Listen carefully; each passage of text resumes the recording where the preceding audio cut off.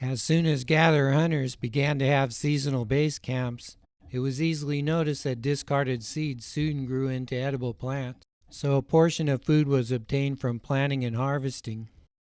About 500 generations, or 10,000 years ago, in Mesopotamia of ancient Iraq, a decreasing climate forced us to switch to full-time farming. By chance, this turned out to be the key to abundance that allowed our population to increase 100-fold. A room filled to the top with wheat, rice, or maize feeds thousands of people for months. This food surplus enabled and required civilization. We then had to invent political structures to organize numbers of persons greater than our innate band of a few extended families. From the beginning, the purpose of government has been to organize our mutual efforts.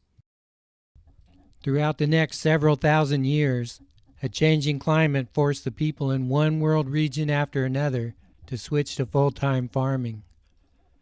Farming spread throughout the planet at the very slow pace of 10 miles or 16 kilometers per generation.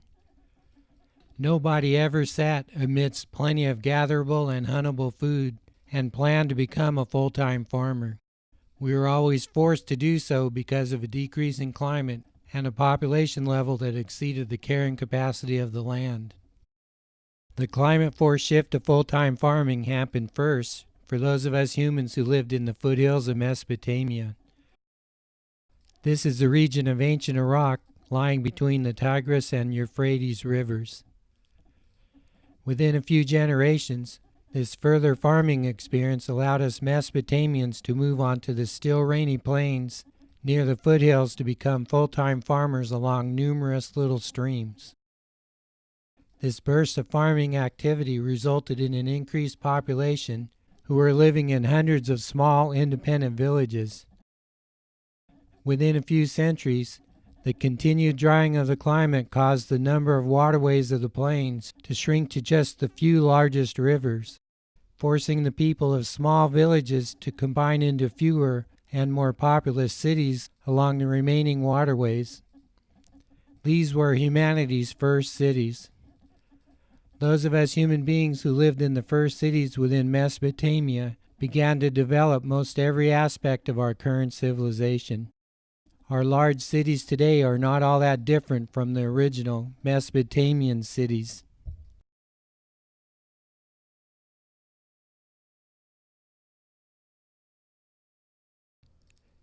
In ancient Mesopotamia, writing was done on small clay tablets. Archaeologists find fragments of tablets and their sentences, or sometimes caches of entire documents. For example, one tablet says that this year a particular person managed 1,000 sheep for the king and was paid 50 lambs. Another tablet says that the leader asked the council for approval on the matter. The first sentence tells us that there was a king and that herders were hired and paid in animals. The last sentence tells us that there were both leaders and councils and that the leader had to get approval from the council. Imagine if a description of your way of life was written down in thousands of individual sentences. For example, vote green, that were then separated and buried in thousands of locations, to be recovered later by other persons who would then attempt to reconstruct your way of life. Generations of historians and archaeologists have spent their entire lifetime studying millions of individual facts and have pieced together the larger picture of the history of the ancient world.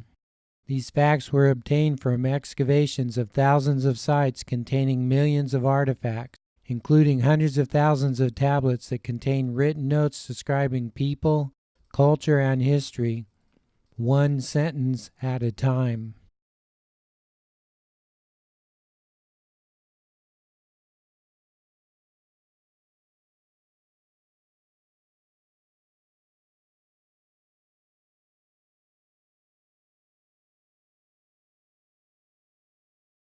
The seasonal harvest must be stored to provide year-round food. The first storage technique of the earliest stationary settlements was to dig pits into the ground and line them with clay. The clay was meant to keep rodents and insects away from the food. The clay lining was soon improved by fire hardening and evolved into fired clay vessels, or pottery, by 10,000 years ago. For the last 10,000 years, there has been an evolving pottery technology. Since we decorate everything, an early advance was to place the pot on a rotating table so that the painter wouldn't have to rotate. This soon led to the spinning potter's wheel. Since the properties of pottery depend on the temperature at which the clay is baked, changes continued to occur through the centuries as increasingly higher oven temperatures were obtained. This creates differing qualities of final products. For example, earthenware is made with very low firing temperatures. In recent centuries, pottery techniques had been kept as national secrets. For example, medieval Chinese pottery makers were able to obtain the world's highest temperatures and create what Europeans called china.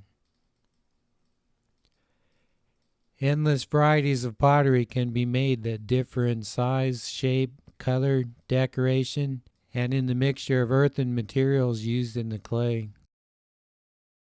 Pottery fashions are very local and rapidly go through short-lived generations.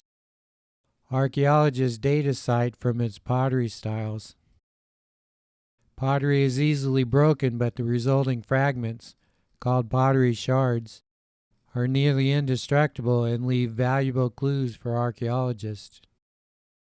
There are hundreds of volumes describing the time sequences of pottery styles for each region of the world.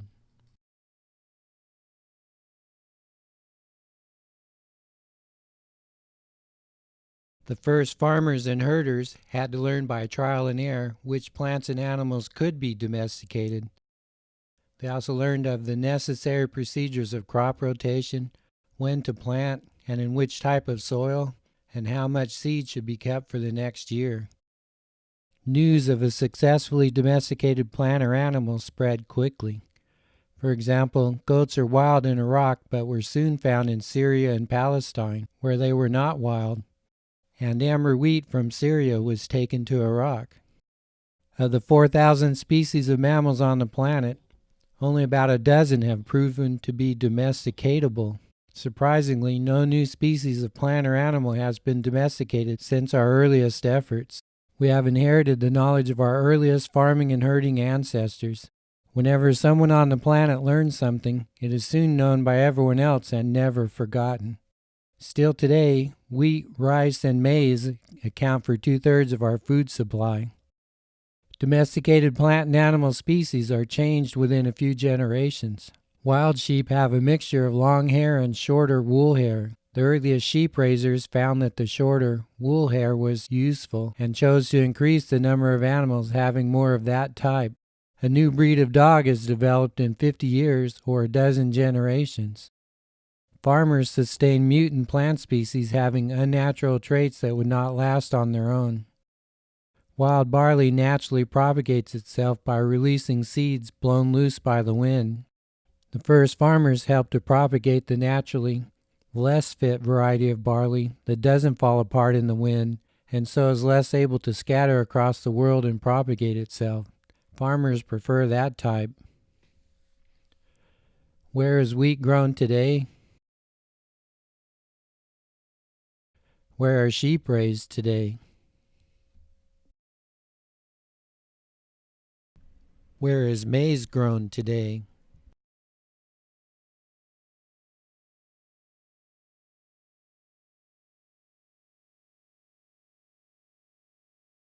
Trade is evident as the movement of obsidian and metals and such away from their geographic origins, each of which have distinct chemical fingerprints enabling historians to track their dispersal. Materials are moved from where they naturally occur to places where they do not occur. Throughout the previous 25,000 years, Mesopotamia had already been obtaining such materials through trade with distant regions, including Egypt, Anatolia, and Africa.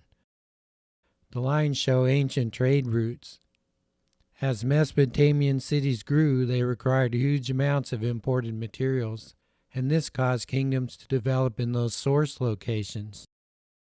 Food could not be transported for long distances because those traders would have had to eat their entire cargo before reaching their destination. Even in the late Roman Empire, the price of a wagon load of wheat doubled every 75 kilometers or 45 miles. Food could not be transported for the long distance of 1,000 miles or 1,600 kilometers until about the year 1900 AD.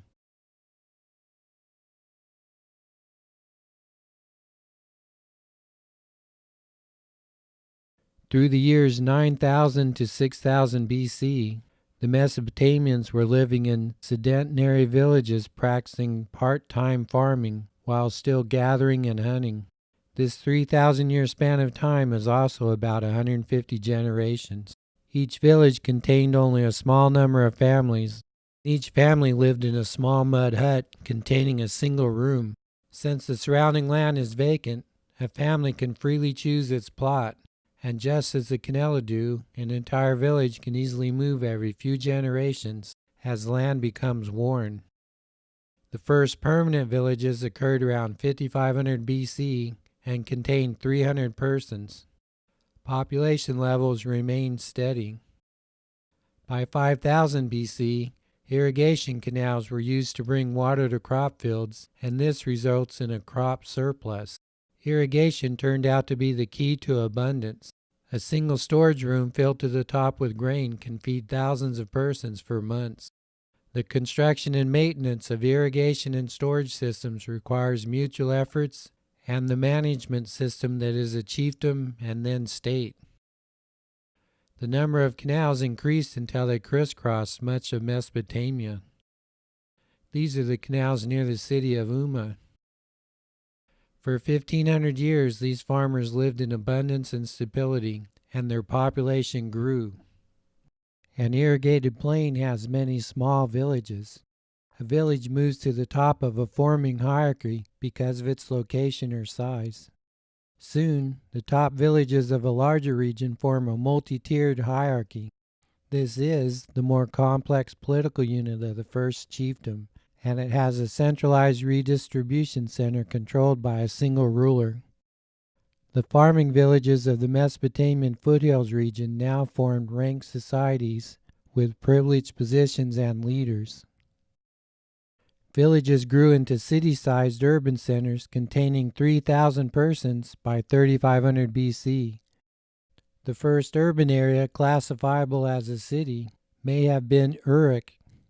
The people of the first cities had to invent the urban ways that are still very much the same in any city anywhere around the world today.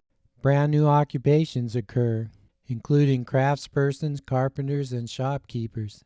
City dwellers soon learned to locate living areas away from craft and manufacturing areas.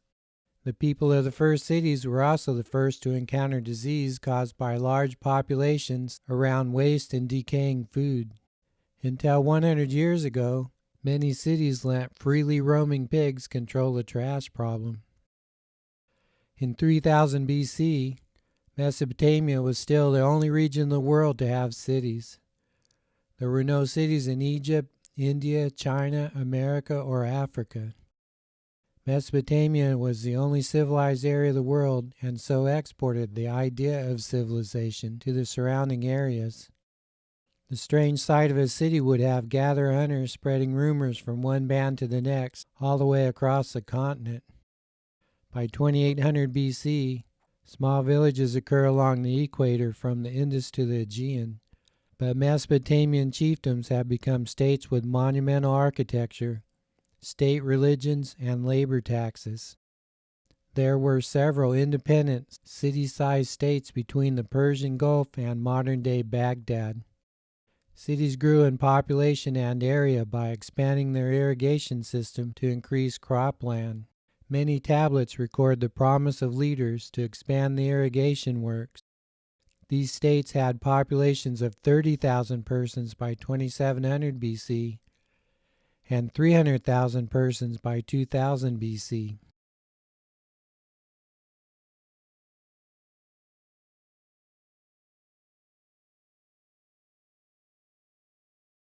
Each city is necessarily fed from crops grown in its surrounding area, which typically extends 15 kilometers or 10 miles. As neighboring cities grew outward in size, their surrounding areas began to overlap, producing arguments about bordering farmlands, water, and canals. Cities began arbitrating between the arguments of other pairs of cities in short-lived political unions. Such squabbles were recorded in the tablets for several generations before any intercity argument had brewed into a major fight. The first artistic depiction of warfare occurred around 3200 BC, but it was not a common theme until 2500 BC. While holding a bureaucratic position in an early cooperative around 2300 BC, Sargon of Agade got the idea that an empire could be created. Sargon was the first of us humans to think of forcibly uniting the cities of a region. Having no empathy for other human beings, Sargon sought benefits for himself by directing the cruel murder of thousands of other persons, by chopping off arms, legs, and heads. Such is the character of every would-be conqueror throughout history. Before Sargon, it had not occurred to a person to conquer neighboring cities to extract payments or attempt to be emperor of the world. Such wars of mass murder had never before occurred in the history of our species, which had been unaware of the destructive power that could be harnessed from thousands of people directed by one psychopath. Such leaders have ordered the salting of farmlands or the diversion of a river to destroy a city and kill its people. Normal human beings don't think this way. Only emperors commit mass murder for personal gain. They are not the heroes of history.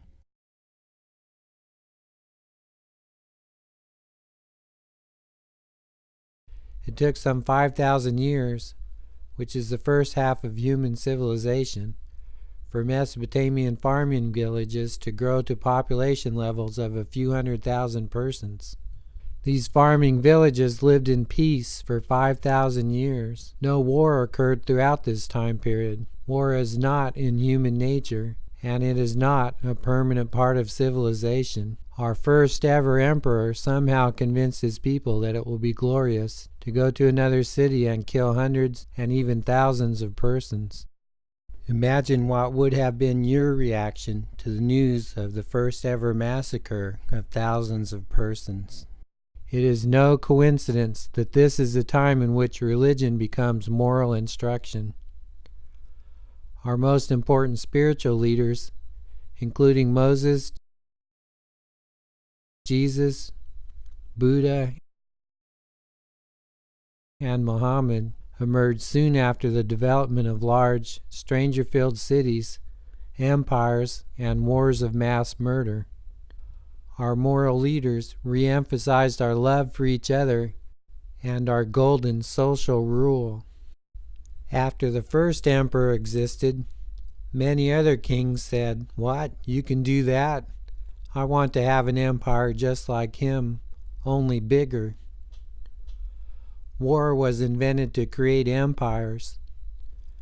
A few generations after the first empire wars, people had already come to assume that war has always occurred, but actually, war has existed only through the second half of civilization, and war has always been the idea of our leader seeking to expand his own wealth and power for his own benefit at the cost of terrible deaths for other people, by tearing away arms, legs, and heads.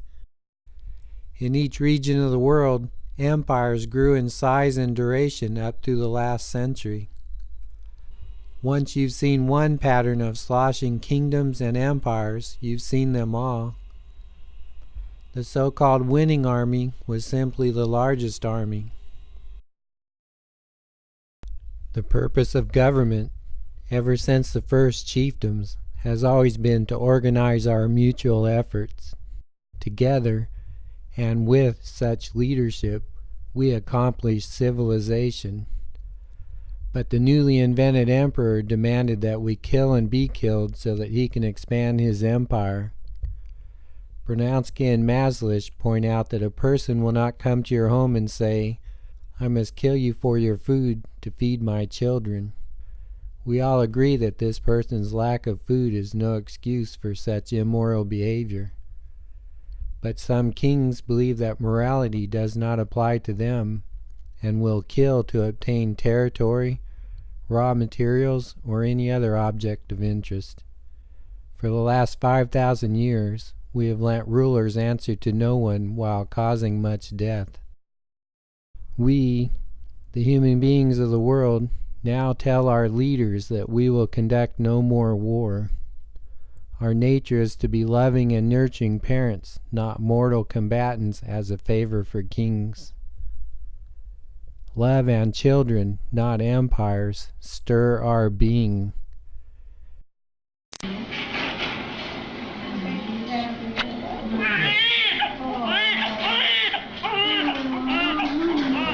Cabeludo.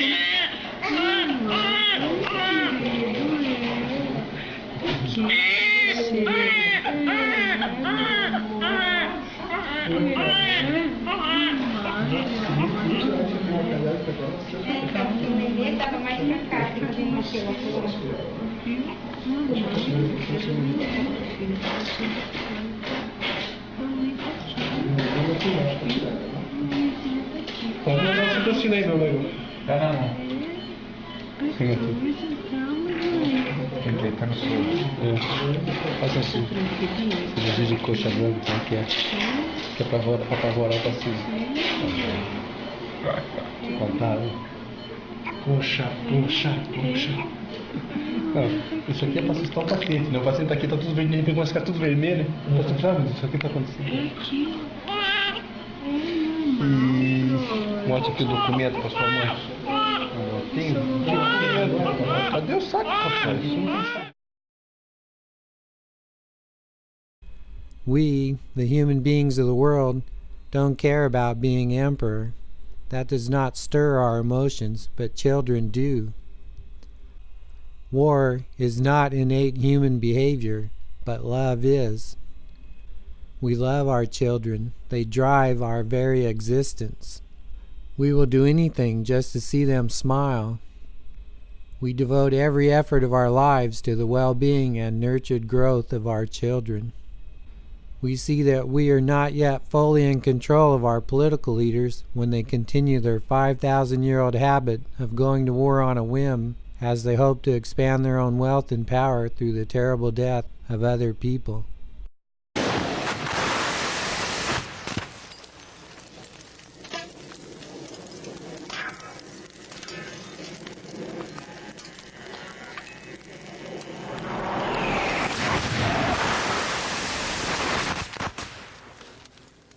Family members might have their limbs blown off while eating at the dinner table.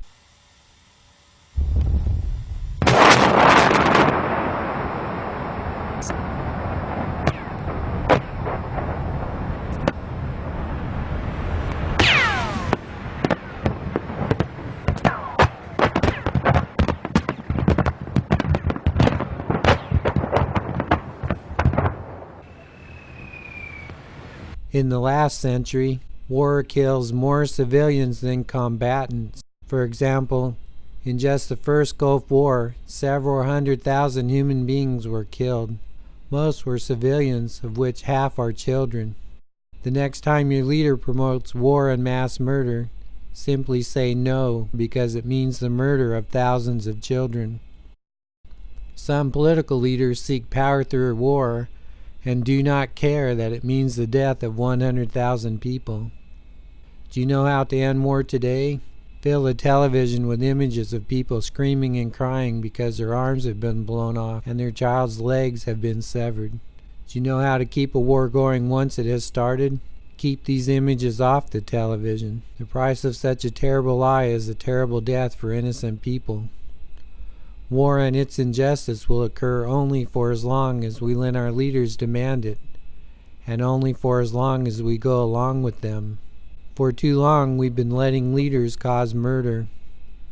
We, the human beings of the world, now agree that the nations of the world must immediately capture and imprison any leader who causes an attack on people in his region or in any other region, There's no reason for us to conduct war with that leader's military. This causes large numbers of terrible deaths.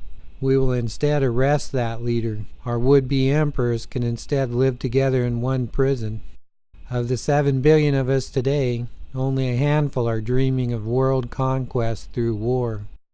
We, the human beings of the world, tell our leaders that we will no longer conduct their wars. We will not let a handful of leaders start war and kill millions of persons this century. We now choose to glorify nurturing and kindness, not war, violence, and profit. Rather than just outlawing guns for the public, let's follow the Dalai Lama's advice and take guns away from every army. In fact, let's remove every army from our planet. Our most selfish leaders will then be less deadly. What purpose do guns and armies serve today? Mostly they prolong injustice. As the first group of 100,000 of us head to live on Mars, will we have to take armies, guns, and bombs with us? For what purpose? To protect us from aliens or from the conquest-minded leaders? Of the $1 trillion spent on tanks, planes, and ships throughout World War II, 10% of this money was the business profits that went to a few hundred persons who owned most of the stock of a few dozen war companies. Despite Eisenhower's warning, U.S. military spending has increased such that it now spends as much as does the rest of the world combined. Through the last 50 years, the U.S. military has conducted actions in 50 of the 200 nations of the world. No other country does this. U.S. politicians constantly state that they should choose the leaders of other nations. This makes people mad at the U.S. While campaigning for president in the year 2000, George W. Bush said that foreign policy is easy. Just stop doing things that make other nations mad at us. A few years later, he said that great nations go to war. With the $1 trillion spent on the Iraq War, the U.S. could have instead funded complete health care and education for all 80 million of its citizens under the age of 21, spending $12,000 for each of them. The people of the U.S. do not have affordable health care or college. Instead, our leaders choose to spend our mutual money on a really big military force. In 2015, U.S. military spending was $0.6 trillion, which is the same money that all 50 states spent on K-12 education for 50 million students attending 100,000 public K-12 schools. The leading cause of suicide among combat veterans is guilt from having injured or killed another human being. The emperor does not care about soldiers, victims, guilt, or the misery of others. To avoid wiping out their own species, two members of a species do not normally fight to the death. If each encounter resulted in the death of 1 out of 2 participants, then there would soon be none. One day, if a group of 100 members paired up and fought to the death, then only 50 would be left alive. After the next day's fight, there would be only 25, then 12, 6, 3, and 1. In 1 week, the species would have murdered itself. Any species that does fight to the death will soon be gone. DNA knows not to fight to the death. People don't normally fight to the death either. In fact, they can't, because people have no lethal canines, claws, or horns. The lack of lethal anatomy shows that, for millions of years, we have not been fighting to the death. Killing with bare hands is a rare thing. A weapon must be used. In the U.S. today, 2/3 of murders are committed using a gun.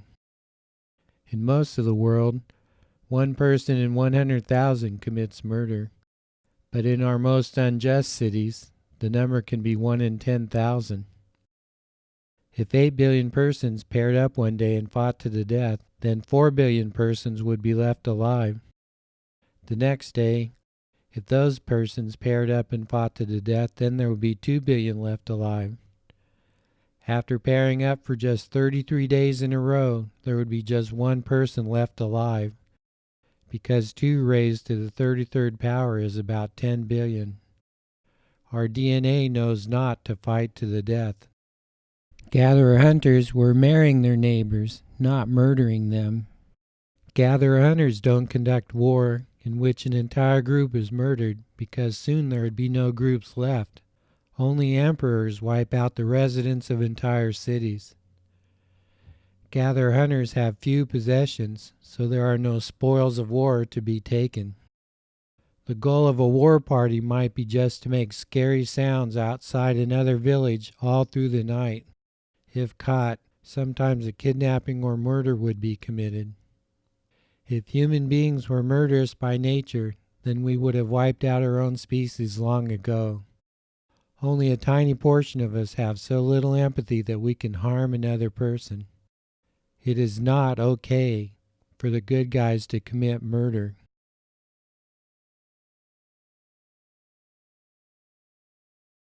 What did Sargon's invention do? Throughout the 2,500 years following Sargon's empire, the amount of irrigated farmland decreased, wars disrupted society and impeded the repair of the canals. A dark age occurred from 1600 BC to 1300 BC, in which trade nearly disappeared and people once again grew their own food. As local empires and self-seeking leaders constrained some regions of the world, other regions advanced civilization. Soon, 100% of us will be contributing to our mutual progress. In the ancient world, royal women were sometimes used as pawns to cement relations through international marriages. For example, the widow of Tutankhamun asked the Hittite king to send a royal prince to serve as a king of Egypt, but the prince was murdered before he arrived. The Assyrian Empire attempted to squash a rebellion in Israel by forcibly moving the rebels to Assyria and keeping them there for a few generations. This resulted in the lost tribes of Israel. More recently, Stalin used this approach to move Chechens away from their homeland for a few generations. And China used the reverse technique in moving millions of people from China into Tibet to outnumber their original people. The city was synonymous with its deity, which might also be given nurturing and parental characteristics, as it was believed to protect the city. With the development of hierarchies of managers, people began arranging their collection of deities into a hierarchy. Since there are leaders of people, one particular god might be given the additional aspect of serving as a leader of all gods. The concept of leadership itself can be represented by a deity. Soon, the nearby Hebrews would develop the idea of a single God who, all at once, is the leader of people, represents leadership, is a protecting and nurturing parent, and is the power of everything. Each city built a temple to serve as the home for its god. City residents believed that the deity would naturally live in its home, thus ensuring the beneficial presence of that deity. People felt that there was a mutually beneficial relationship between themselves and the god of their city. They worshipped the god in return for its protection. The god needed the people's worship and punished them if they failed to do so. In later Mesopotamia, each individual came to have a personal protector god that was handed down from parent to offspring. They would say, "The god of my fathers." When the city of Babylon came to control much of Mesopotamia around 1800 BC, it meant that Babylon's god Marduk had demonstrated that he was more powerful than the deities of the other cities. Similarly, the decline of a city was viewed as the abandonment of the city by its deity. An invading army would carry off the conquered city's divine statue to weaken the power of that city. Conquerors might choose to level a city so that its region would be left without its source of power, the city itself. As its former residents moved off to another location, the city was without power, the deity was no more, and its god was no more. Each city also retained its local pantheon from prehistoric times, but all Mesopotamian gods were now thought to dwell in the various city temples instead of being in their formerly sacred streams, trees, or mountains, as occurs in most every culture. When Mesopotamian religious leaders promoted crop fertility, they went to the temple, not to the crop field. This was in contrast to what had been done through previous centuries and in other places around the world. For example, before Mayans planted corn in a field, they built an altar there and then said a prayer. They believed that the corn god received nourishment from the prayer and the ritual and rewarded the Mayans with corn. It was a reciprocal arrangement between the Mayan and the god. The Hopi people of the deserts of the southwest believe that crops want to grow and are happy only when they are growing, but they are unable to grow unless people perform the right rituals. It is the role and the duty of people to perform the rituals so that corn can grow. Already by 3500 BC in Mesopotamia, temples were 30 by 80 meters or yards in size and were placed on hilltops for increased effect. Typically, each person in the city worked for a few months per year to build religious temples. After finishing the construction, everyone in the community stood back and admired the results of their mutual efforts. The redistribution of the surplus is controlled by temple priests who form the upper class and take hold of city administration. They justified their leadership through religion. The earliest cults were based on fertility, and the priest's duty was to guarantee fertility by performing the correct rites.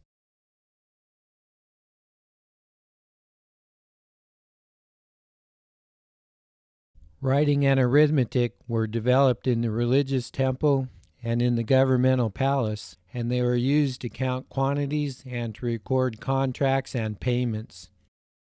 As people delivered crops or animals, a record keeper or scribe had to count them and make a note of who had delivered them.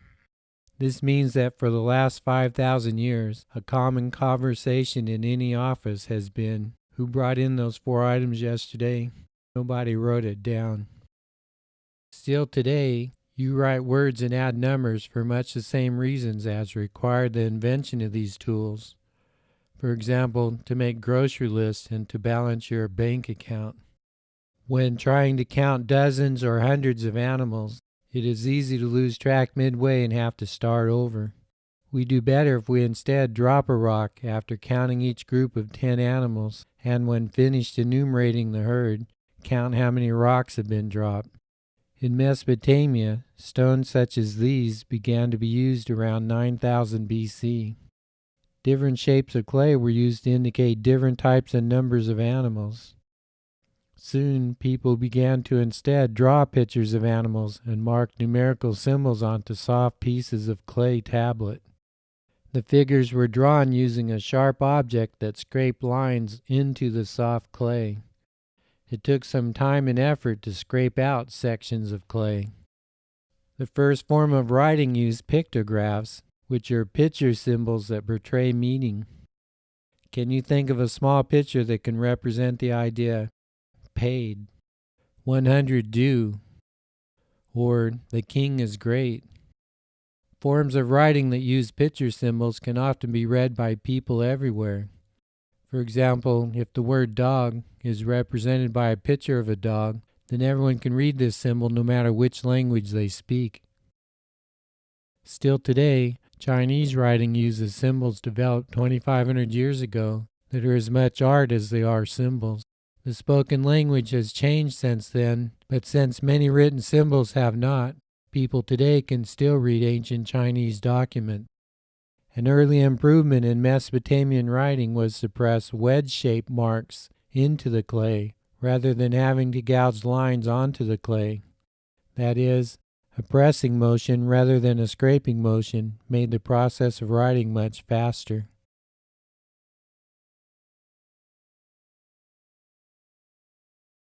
Our oldest writing systems employed a unique symbol for each word, resulting in thousands of symbols, such as occurs on Kanzi's lexigram board. The oldest form of writing were so difficult to use that it took students many years to learn. A few centuries later, a different symbol was instead used only for each syllable. For example, one might represent the word Nielsen with Nil plus sun. Using the sound of sun in many words reduces the number of symbols needed in a system of writing. The fewest number of symbols occurred as we learned to represent each spoken sound by a single character. Less than 50 symbols are needed in these systems that appeared around 1000 BC. When archaeologists discover an ancient, previously unknown form of writing, they simply count the number of different symbols to quickly classify the type of writing system. Scholars reconstruct the evolution of writing systems in each region of the world. Each state adopts and improves the system obtained from a predecessor, beginning with Akkadian cuneiform and the hieratic or cursive version of ancient Egyptian writing, which was altered in the Sinai Peninsula, and then by the Phoenicians. Whenever we speak, we use our lips and tongue to alter puffs of air into the alternating series of consonants and vowels that comprise the words of a thought. The oldest alphabet, which is the Phoenician alphabet, has symbols for consonants but not for the vowels between the consonants. This alphabet became widely used in business throughout the Middle East and Mediterranean. Aramaic, which was spoken by Jesus, uses 22 symbols in its alphabet, which is a derivative of the Phoenician alphabet and a precursor to the Arabic and to the Hebrew alphabets. The Phoenician alphabet modified older symbols from ancient Egyptian writing and its Proto-Semitic grip. For example, Alpu was the word for ox in ancient Egypt. The two horns are still seen in the Phoenician symbol. The ancient Greeks eventually adopted and modified the Phoenician alphabet. The Alpu symbol became alpha, drawn with two curly ox horns. The Greeks put the alphabet into its finished form of consonants and vowels. The alpha became the Latin A. Several Latin letters can be traced back to Egyptian hieroglyphs. The Egyptian hieroglyph Betu, or house, became the Greek beta and the Latin B. The Egyptian hieroglyph Gamlu, or throw, became the Greek gamma and the Latin G. The Egyptian hieroglyph Dag, or fish, became the Greek delta and the Latin D. By the way, you might like to know that one ancient Greek was quoted to say that writing would mean the end of civilization because we would no longer have to memorize. There are similar histories for the writing systems of India, China, Southeastern Asia, and the Americas. We humans invented writing as a tool to solve certain problems. We then modified this invention through the next several centuries as we learned by trial and error how to make it simpler to learn and to use. Writing, as for any other part of our civilization, was not a gift from the gods but was invented by us human beings for our own use. Each generation inherits all the tools and procedures that the previous generations have produced, and then makes them even better. Right now you are reading the current form of our system of writing. This connects you to the humans of the first cities, as do the roads and buildings that you use and the food that you eat. For some persons, writing seemed like magic in that it could be seen to actually represent the object that was written about, in the same way that artworks could be seen to represent the essence of the depicted object. Literate craftspersons might write the name of a deity on a plaque, which they then sold to an illiterate customer. Imagine that you could purchase such a plaque to hang in your home. You would then have the continued presence of that deity looking over your home. If your name was written on a plaque, your name would last forever. Throughout history, many kings and queens have boasted wildly about their power, feats, and accomplishments, as if they had only to be written down to be believed. Today, it is the advertisers and campaigners who think that it has only to be written down in order for it to be believed. Literacy was as highly a respected skill then as it is today.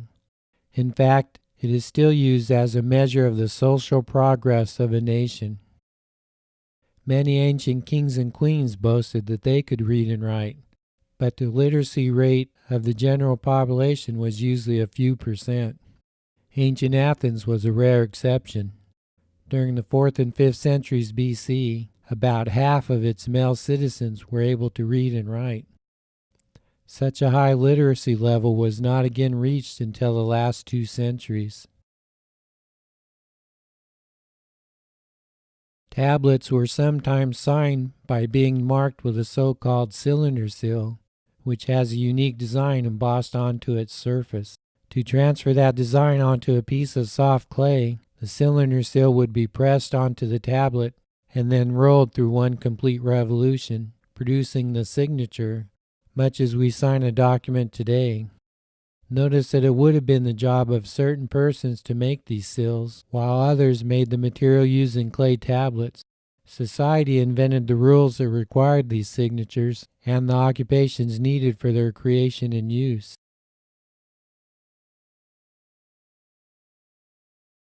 To learn to write, scribes began school at the age of 4, 5, or 6.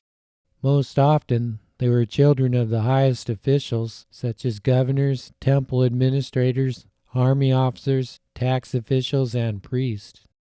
Some young children were sent to live with foreigners to become bilingual scribes. Students memorized ancient literacy work by reciting them aloud in outdoor classrooms that everyone in town could hear as they walked past. Scribes felt that they had the best jobs in the city because the scribe had the opportunity to advance through the hierarchy. The scribe of a food storage facility could become chief scribe and then progress through junior judge, town ruler, district ruler, and then regional ruler. The city has a stratified and complex society, unlike that of any gather-hunter group, and not very different from our own today. Scribes learned arithmetic and geometry.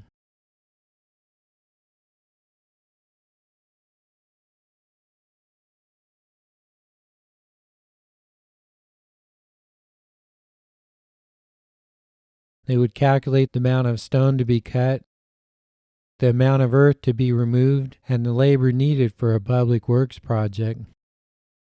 They handled business contracts, court decisions, and the written communications between royals and officials, along with hymns to the gods, prayers and laments, and spells and rituals. We see that the administrators of the city were collecting, counting, and redistributing a variety of items, and paying salaries in food and in material goods. Babylonian arithmetic used base 60. We continue using this today in our divisions of time and angles. Numbers in arithmetic seem like magic to some ancient persons and to some people today. For example, some people feel that the number 7 is lucky, but 13 is not. How about 7 times 13? Would that result be lucky or unlucky? We humans naturally count only in terms of 1, 2, 3, and many, and research shows that some other animals do the same. Before the surplus of the farming villages, we had no reason to count much higher than the number of persons in our band. We then invented arithmetic so that we could count sheep, baskets of grain, and buckets of earth and such. This arithmetic built ancient cities and their buildings. Some people wondered what sort of things could be done with their new numbers and tried to find new ways of combining them into fractions, for example. We continue to this day to expand the fields of mathematics. As our civilization has become more complex, we require increasingly complex mathematics. We use calculus, differential equations, and computer techniques and such to build our modern civilization.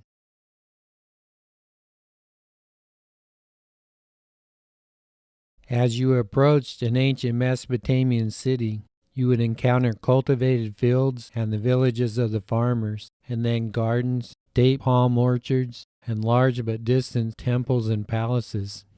The city consisted of citizens, bureaucrats, entrepreneurs, temple priests, and the king and queen in their palace. Different city sections were used to produce and sell each of pottery, clay figures, stone amulets, jewels, and cylinder seals and such. The tanning area was easily identified by its smell and was located away from the living quarters. Homes had stone walls, small rooms, no windows, and were often built around a central courtyard. People slept on the roof when the weather was suitable. In the earliest villages, an extended family lived together and acted as a single economic unit, just as did the previous gather-hunter bands. The sale of land required the approval of every family member. As villages grew into cities, nuclear families instead began to pursue individual economies, just as we do today. As cities grew, tribal membership became forgotten also. Childhood was short before work began. Girls were married around age 12 to an older man of their family's choosing. Arranged marriages are always done to create a bond between a pair of extended families. Divorced, abandoned, or widowed women could next marry whomever they wanted. Women usually had 2 or 3 children and would breastfeed each child for 3 years.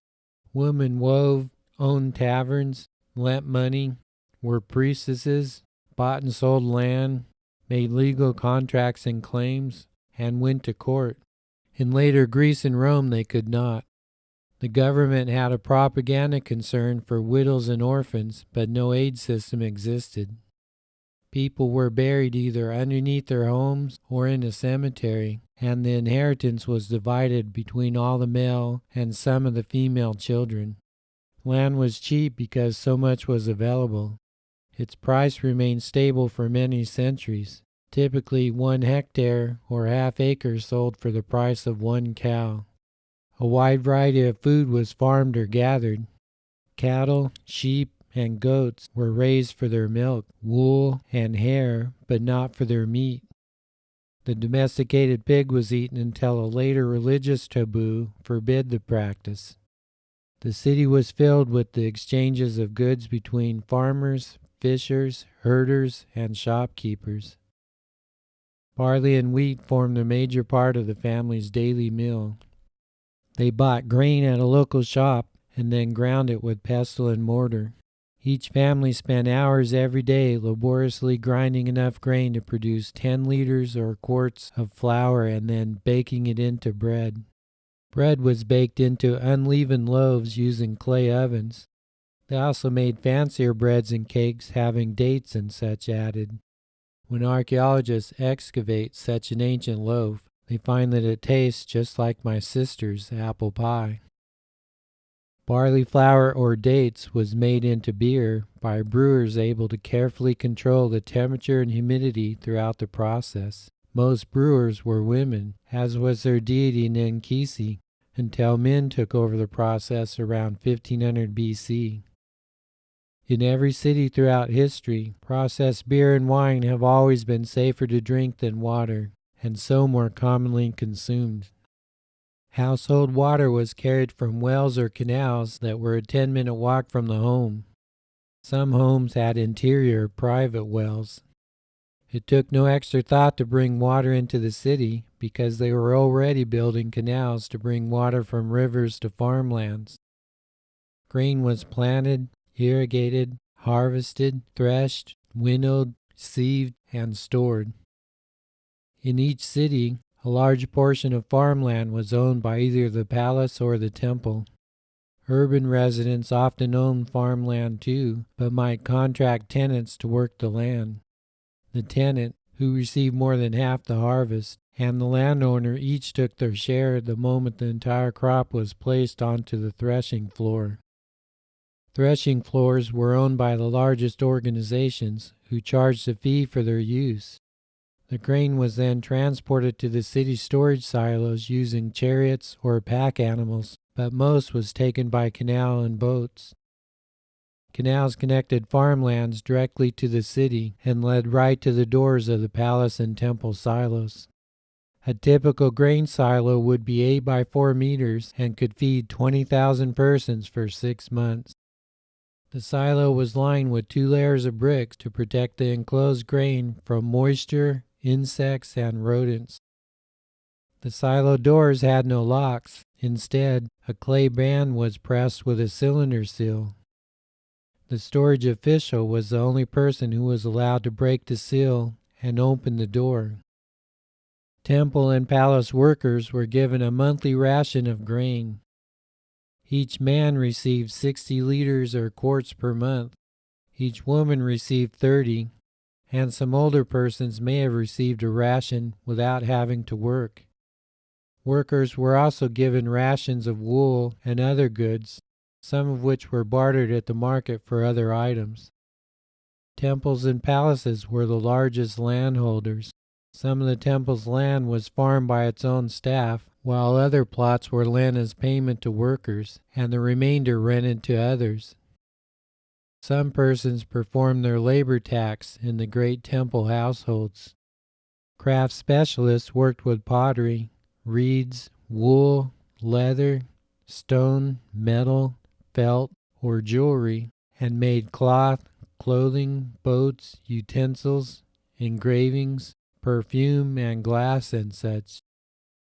Children either learned the specialty of their parents or became apprentices, in which they learned a craft by trading their labor for lessons from an expert. An apprentice weaver would be trained for 5 years, cooks for 16 months, but bleachers, carpenters, seal engravers, leather workers, shoemakers, and builders were each trained for 8 years. Documents show that trainees were legally bound to their trainer. This sort of contract between trainer and trainee remained the same until after the origin of the factory in the year 1760 AD. A group of craft workers could hire out to any institution, but would sometimes sign a contract to work for just one institution for a certain period of time. Craftspeople would be paid the standard legal ration of food. Legal codes sometimes regulated the fees paid to specific craft workers and also the wages paid to forced laborers, but other workers, such as those in the agricultural fields, were usually hired for an agreed-upon wage. If the king and queen wanted a new chariot, then all the required craft workers would work together in one shop, combining wood, leather, felt, metal parts, and inlaid semi-precious stones to build the chariot. A contractor might be paid a one-time, upfront lump sum to dig canals and hope to obtain a profit. The wool industry involved many persons and enormous numbers of sheep and goats. The animals were brought once a year into the village for shearing. This filled the streets with sheep. Wool was stored until it could be washed, combed, spun, and then woven into cloth. These steps remain the same today, except they were combined into a single water-powered factory during the Industrial Revolution around the year 1760 AD. There were 13,000 weavers in the city of Ur by the year 2200 BC. Each woman would weave about 30 centimeters or 12 inches of cloth per day and was paid in food and cloth rations. The palace and the temple were the largest consumers of finished cloth because they used them as wages to pay their enormous staff. The wool, leather, reed, and clay industries involved rural producers, village processors, and urban consumers. In contrast, the hardwood, stone, ore, gold, silver, and gem industries involved trade with foreign sources for materials processed with local labor. Thousands of clay tablets record loan contracts between individuals, groups of persons, or institutions. Gold, silver, or crop were loaned for a period of days or sometimes years. Interest was not always charged. Some legal codes prescribed a 20% interest rate for silver and 33% for grain. In one transaction, 14 persons loaned 15 kilograms or 7 pounds of gold to one person, who then bought tin and textiles to take to Anatolia, which is in modern Turkey. The borrower kept 1/3, while the loaners each made 1/3 on their investments. A person could receive a loan in return for working for the loaner for a period of 10 years. At the end of this time, the borrower might take a spouse from the loaner's household and once again be a free person, as happened to the biblical Jacob. When farmers bought land, they might contract to pay a price of 1 cow per hectare after the first harvest was sold. Farmers contracted with produce merchants who would retail a farmer's newly harvested crops, but the merchants didn't pay the farmer until after the crop was sold to the customer. A farmer's loan was due at harvest time. To guarantee the loan, the farmer might pledge the use of a tool or boat or the labor of a spouse or child for a specified period of time. Today we wonder who was the first person greedy enough to require that a loan be guaranteed with a child's labor. Farmers sometimes paid so much interest that they could not pay taxes. The king and queen might then cancel the farmer's outstanding debts to free up tax money, but didn't have the ability to correct permanently the injustice of the system. Around 2000 BC, palaces, temples, and urban landowners began selling to entrepreneurs the rights to collect and market the harvest from their land holdings. Before harvest, the entrepreneur paid 1/3 of the crop's estimated value, paid another third after selling the produce, and hoped to have the remaining third as profit. Since grain, fish, and milk have short shelf lives, the palace and temple wanted instead to have easily storable silver and let the entrepreneur worry about collecting, preserving, storing, and selling the perishable crops.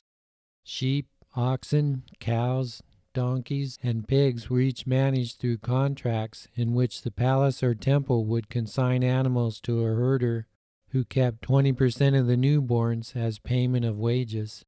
The contract specified the division of milk, wool, and hides between the herder and the temple or palace, and it specified the percentage of newborn male animals to be eaten and the percentage of newborn female animals that would be allowed to mature and bear further generations. Mesopotamia exported grain and wool and imported honey, raisins, bitumes, precious metals, gypsum for constructing buildings and boats, and resin and spices from Iran and Syria, cedar wood from Lebanon, gold from southern Egypt, stone from Turkey, blue lapis lazuli stone from Afghanistan, and various goods from India. By 2000 BC, there was plenty of trade among these distant regions.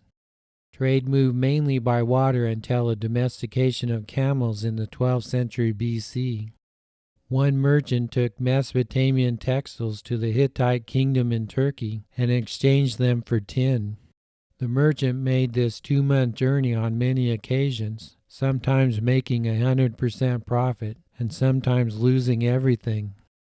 Prices were usually given in terms of weights of grain or silver, but any sort of goods might be exchanged in the bartering process. Since silver had to be weighed during each transaction, cities eventually began to make pre-weighed coins in standardized sizes to speed up transactions.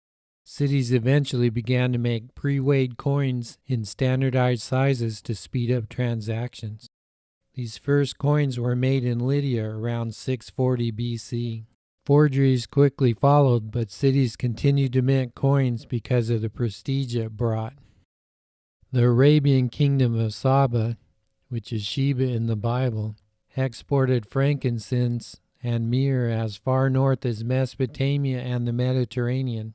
To protect their monopoly of these products, they spread rumors that the sources were guarded by monsters and flying serpents.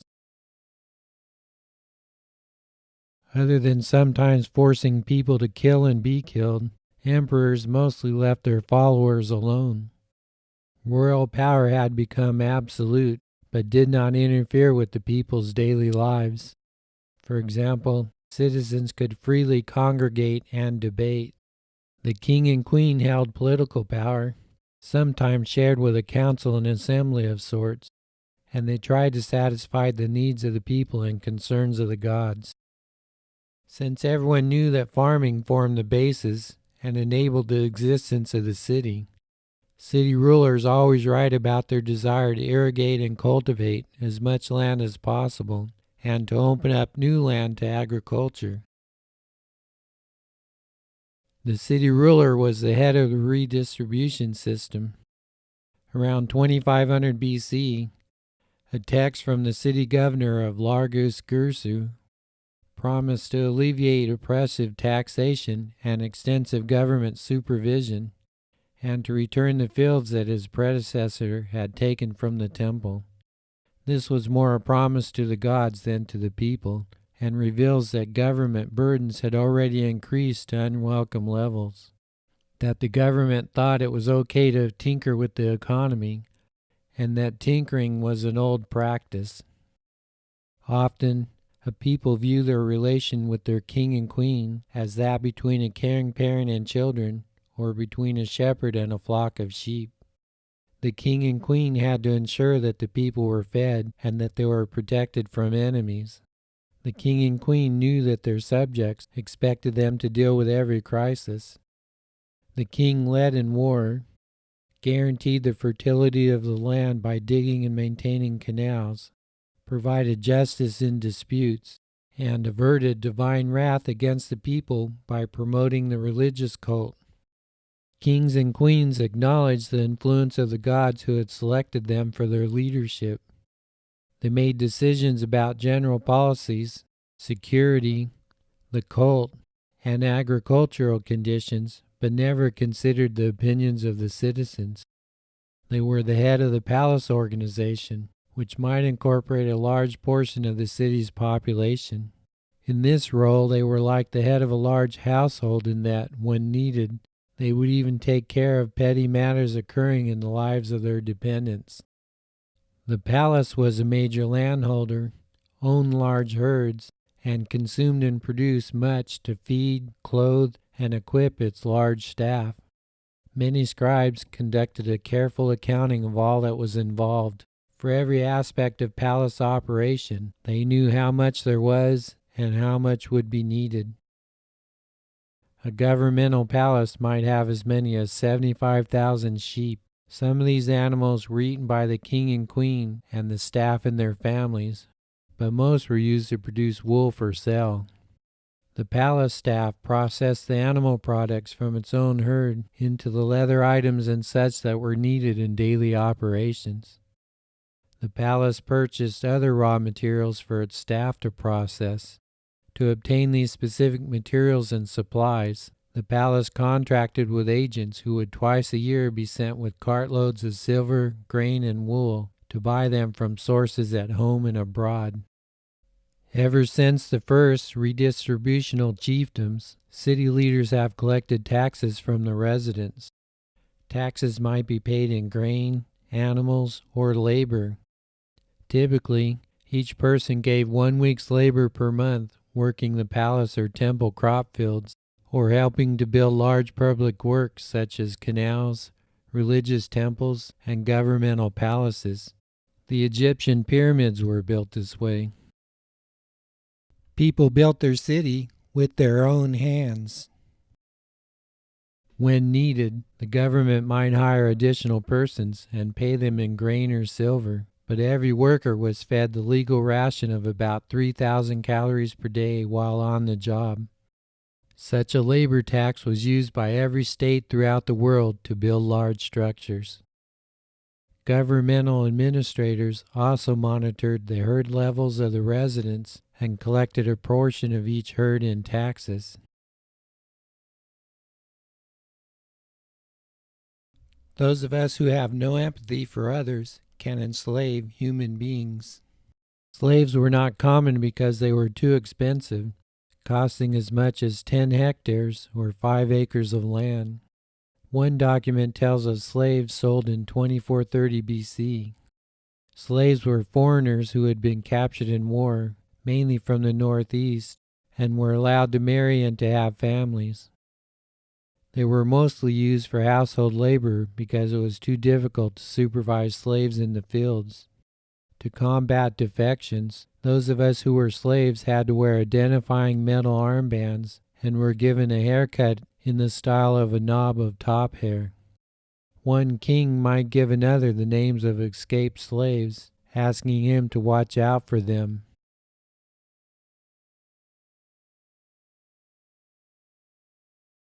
The people of the city's bureaucracy carried many titles, including mayor, chair of the assembly, overseer of the merchants, governor, bailiff, barbers, overseers of the barbers, gatekeeper, doorkeeper, and the one who hires contracts for harvest labor.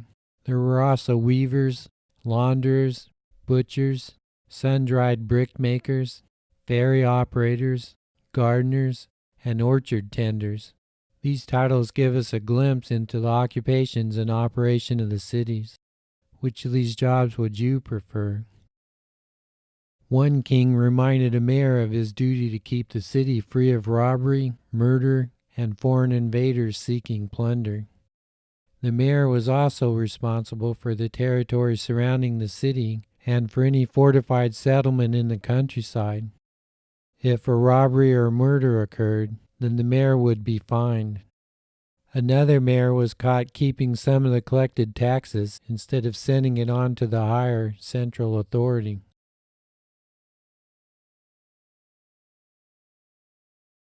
Much effort was spent in the palace attempting to predict the future.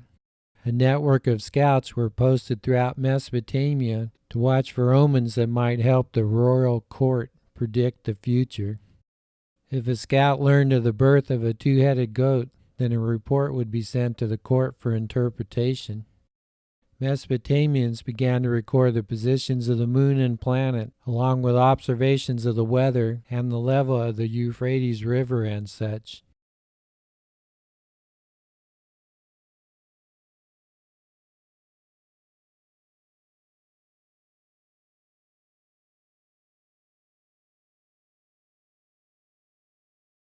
Each city and each district within each city had its own court, and everyone received a trial by a jury of their peers. In cases involving persons from two different cities, each person brought judges from their own city.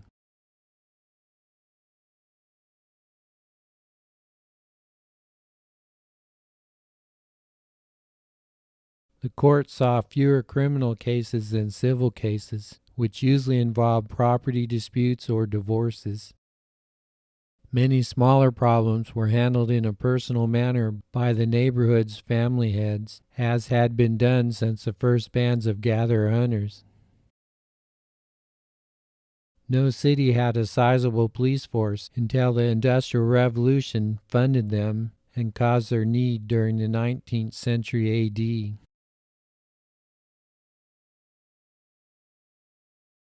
The courts were called assemblies, but it isn't clear if every citizen could speak in the assembly.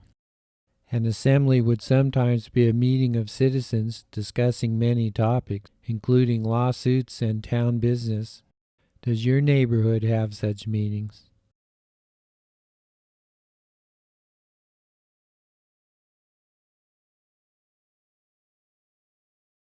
The occupations of each assembly speaker was recorded in the tables and typically included gardeners, bird catchers, potters, commoners, and soldiers and such.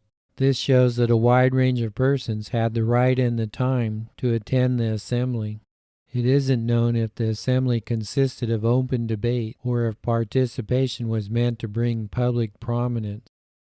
The assembly may have remained from earlier tribal or village days. We saw that the Canella had such an assembly.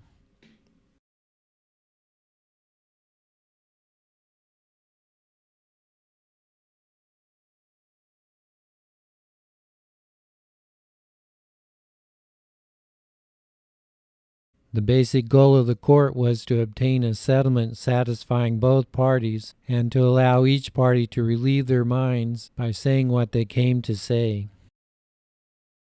At the end of the discussion, both parties had to swear to having been satisfied.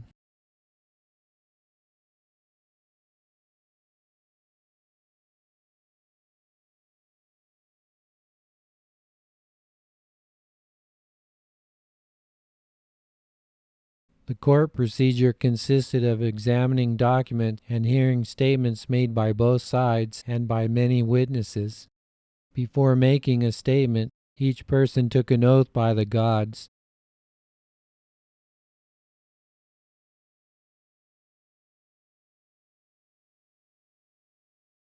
A conflict of statements might be resolved by ordeal. It was hoped that the fear of certain death during an ordeal would cause people to tell the truth. Notice that bands and chieftains did not have the authority to order and conduct an ordeal. We'll see that the ordeal was ridiculed out of use during the Middle Ages.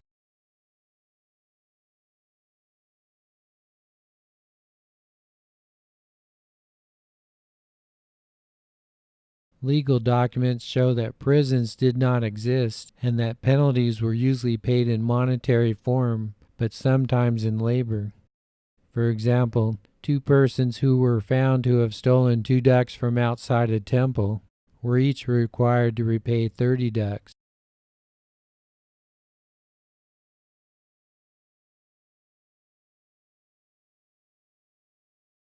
Hammurabi's legal code appeared around 1750 BC and is typical of many others throughout the world. It contains specific penalties such as property offenses or the number of years that a debtor would serve in the home of a loaner. It also had descriptions of land tenure, trade agreements, adultery, marriage rules, divorce rules, adoption, inheritance, wages for services, slavery, planting or flooding another's field, and the failure to cultivate or to harvest a leased field.